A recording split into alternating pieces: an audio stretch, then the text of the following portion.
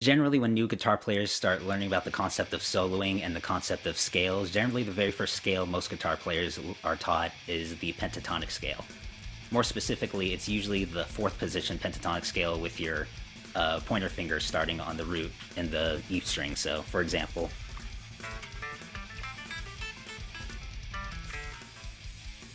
that scale. And the main reason for that is, well, one, it's one of the most common scales used in the most iconic rock solos. So of course that's going to be the most applicable scale if you're looking to learn rock music. But on top of that, it's also just really easy to pick up, really easy to get under your fingers. It's really easy, especially when you're starting to learn how to bend. It's really easy to understand where to bend up to using that shape on the G, the B, and the E strings. Now, a while ago, quite a while ago actually, I made a video talking about pentatonic substitutions, kind of some of the basics of pentatonic substitution, and that was actually my very first lesson video ever, so feel free to check that out. I'll probably put it in the description somewhere. Keep in mind that was my very first lesson video ever, so I'm probably going to act a lot more cringy and awkward and overall weird than I do now, even though I probably still am a little bit now, but anyway, in this video, I wanted to actually go over that topic again, just very briefly, but also I wanted to add on to it because I've been really messing around with the concept of pentatonic scales and really trying to see what I can get out of it exactly, like how much extra notes I can get out of it. So that's going to be the topic of this video, just an unnecessarily long study of pentatonic substitutions. So first, just to recap on the last video, I talked about a pentatonic substitution. Let's say we just have a D minor 7th vamp going on, so we're just playing that. And you have to take a solo over that. Now the first thing you're going to do is probably just play D minor pentatonic because it's the most obvious choice to use.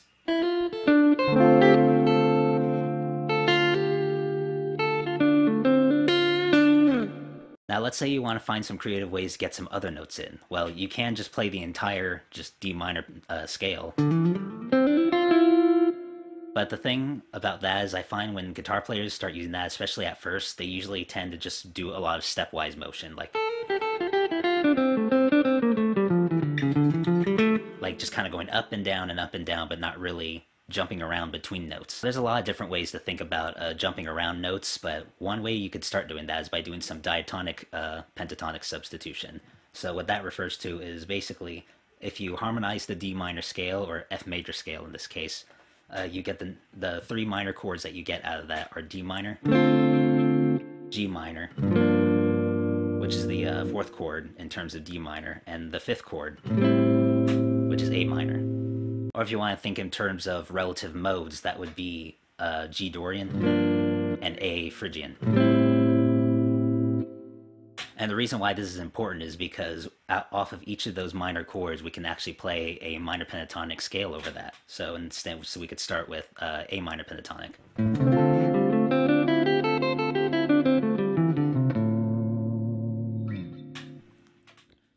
And then after this video, I'm going to go ahead and edit in a D minor chord over every single scale I play, just so you have an idea of what it sounds like with that scale.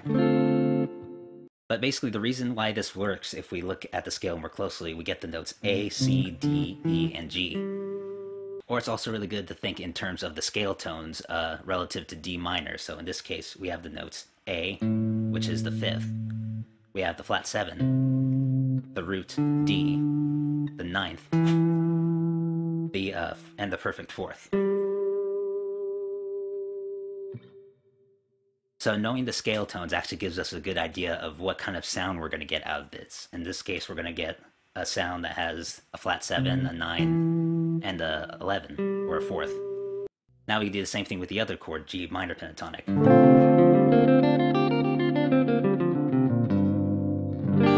Now if we play that over D minor, the scale tones we get are G, which is the fourth, or the 11th.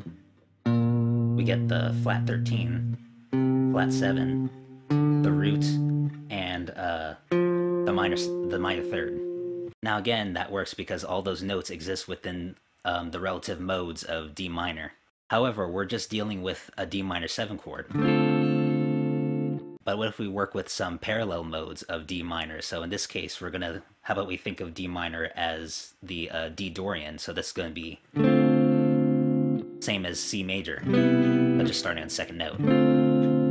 three minor chords of the C major scale are going to be D minor, A minor, and E minor. So in this case, the new scale we get is the E minor pentatonic scale. So it'll sound like this against the chord.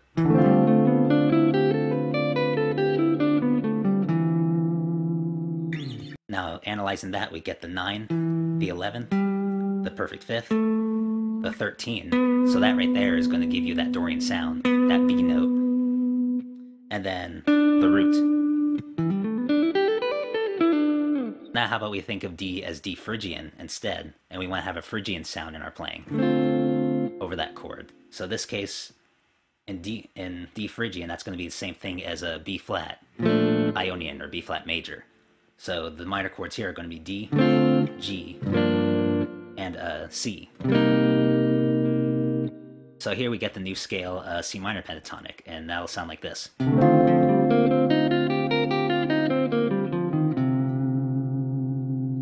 So in this case, we get C a flat 7. We get actually a flat 9, which that's what's going to give us that Phrygian sound. However, this is something that you're not going to want to land on. Like if you're playing a D minor chord, it's going to be really dissonant to have a flat 9 in there. So you can add it for a second, but you're not going to want to stick to that note, most likely. But other than that, we get F, which is the minor third, the perfect fourth, and then we're going to get B flat, which is the flat 13. Yeah, the flat 13. Next, how about we start working with a major chord instead? So now we're at D major 7, so maybe we're doing the D major 7th vamp. So the first thing you'll want to do is probably just play D major pentatonic, which in this case I like to think of it as its relative minor, so basically just B minor pentatonic.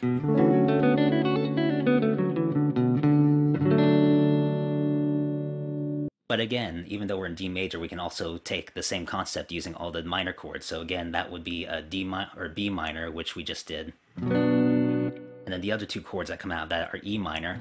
So you can actually play E minor pentatonic over this as well, and it'll also give it a similar sound.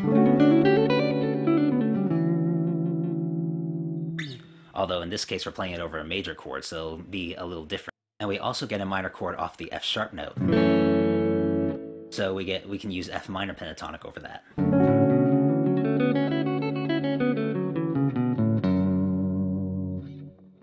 Now analyzing this, we get F sharp, which is the major third away from D. So again, that's going to work for major sounds.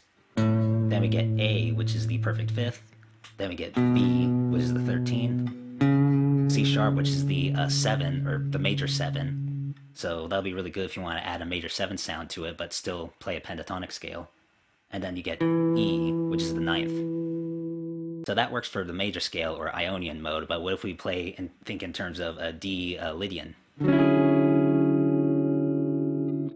So one thing you could do to actually emphasize that Lydian sound is you can actually play C sharp minor pentatonic. So actually you're just going to go to the root and just go down a half step. So in this way, you could think of it as C sharp Phrygian is relative to D Lydian. So in that case, you could just play C sharp minor pentatonic.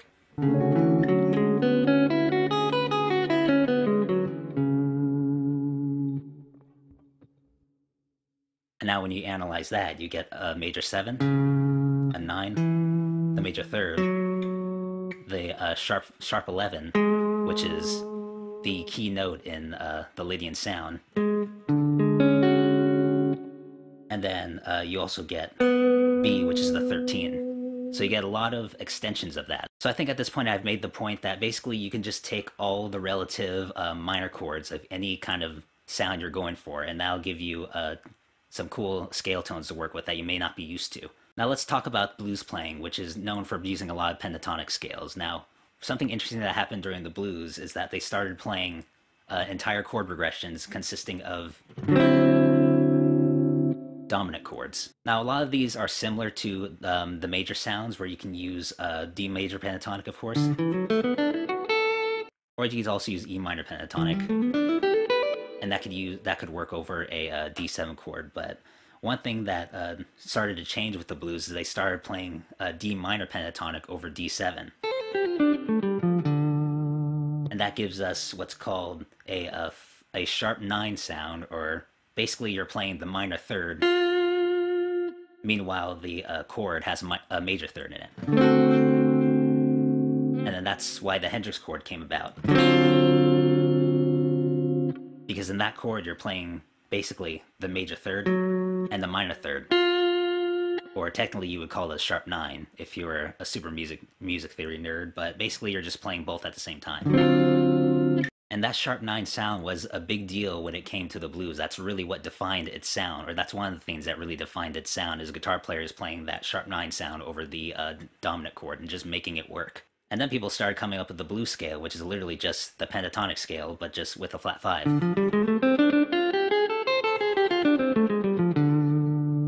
So another thing they taught us is that flat 5 sounds are cool. It's cool to add that little tritone just every once in a while. Again, it's not a note you want to just land on and stay there for the most part, but it's a cool note just to add as a passing tone, something you just play for a second and then you just move on to an actual chord tone. And now because of those sounds, we actually get a few different options to use over a D7 chord, which these are when the options start to get a little more dissonant and a bit weird. So it's not something you want to do all the time, but what you can also do just to get a different sound is actually play F minor pentatonic. So in that case, it's going to sound like this.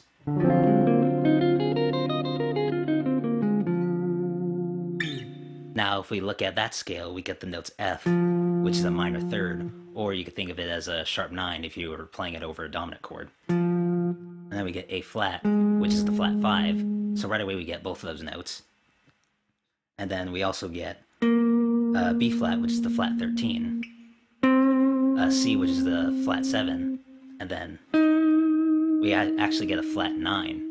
So using this kind of scale over a D7 chord, you can actually get away with playing it over a D minor 7 chord if you really wanted to. This actually has a lot of more dissonant extensions to it. And the thing about playing outside, because technically we're starting to get to the point where we're playing a lot outside now, when you start playing outside of like the typical minor scale or whatever, you have to really think about when you use it. So it's all about consonance versus dissonance. If you want to play mostly consonant things, and if you want to add more tension, you want to add a little bit of dissonance every now and again, but then you want to go back into consonance right away.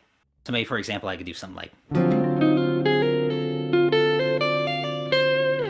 All I did there was I basically started off in F minor pentatonic and then resolved it into a D minor pentatonic. Now going back to a D minor 7 chord, another kind of weird dissonant thing you could do is actually play B flat minor pentatonic over that, which is starting with flat 13, and it sounds like this.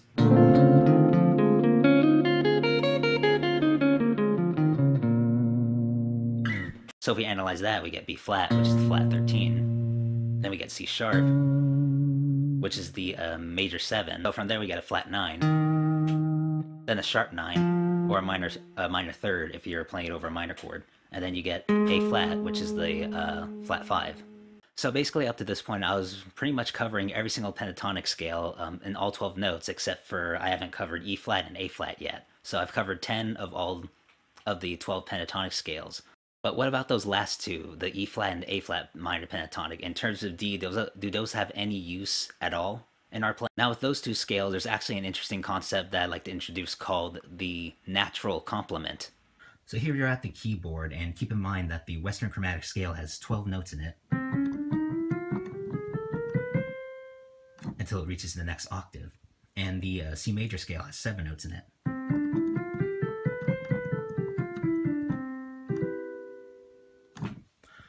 So therefore, 12 minus 7 is 5, so when you're playing C major scale, there's 5 notes that you're not using, which are the black keys. And all the black keys just so happen to form the E flat minor pentatonic scale.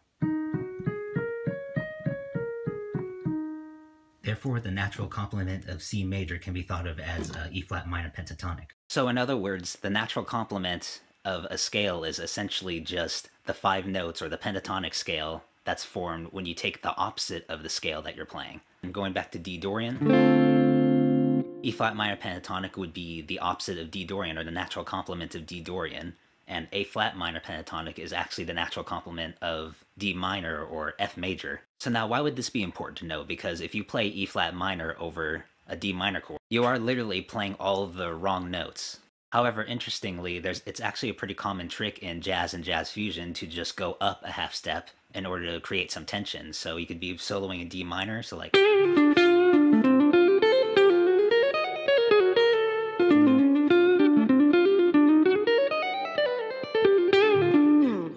And and just go outside like that. So again, basically none of these notes you're going to actually want to land on. You're never going to want to just go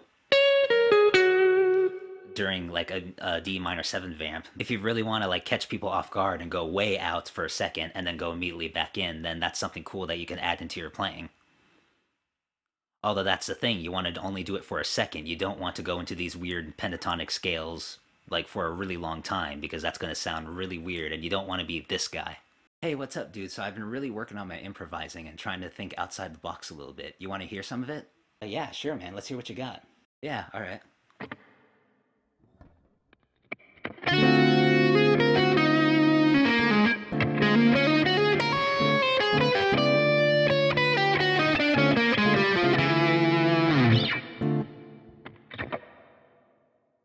So yeah, what'd you think?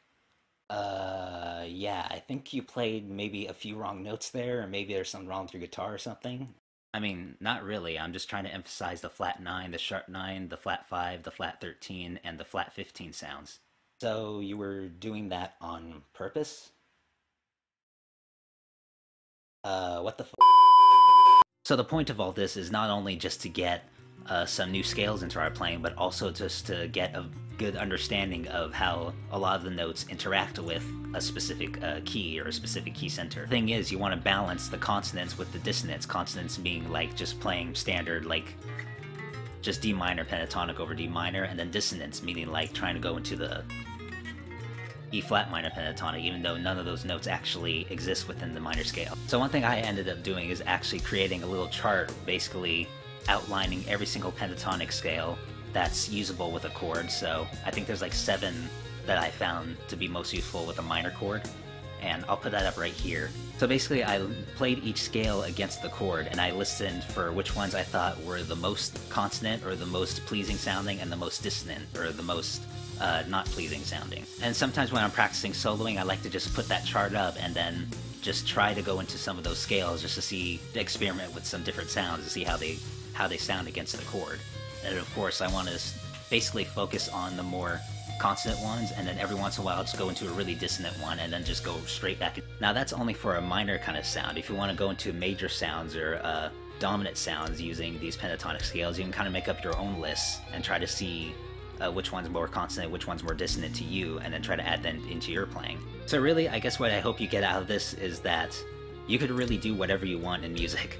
Like, you don't have to stick to specific scales or stick to specific notes. Sometimes you want to actually try to go into different fields and try to play different notes that you think normally don't sound very good, but maybe every once in a while it'll sound good against some specific chord. But anyway, I think that's all I have to say about this topic, so I hope you enjoyed this really unnecessarily complex analysis of pentatonic substitution, but hopefully you got something new out of this. Maybe you'll be thinking outside the box and try to add some other kind of sounds into your playing and try to mess around with some dissonance along with your kind of songs. But anyway, hope you enjoyed, hope you learned something new. My name's Adam, and I will talk to you all later.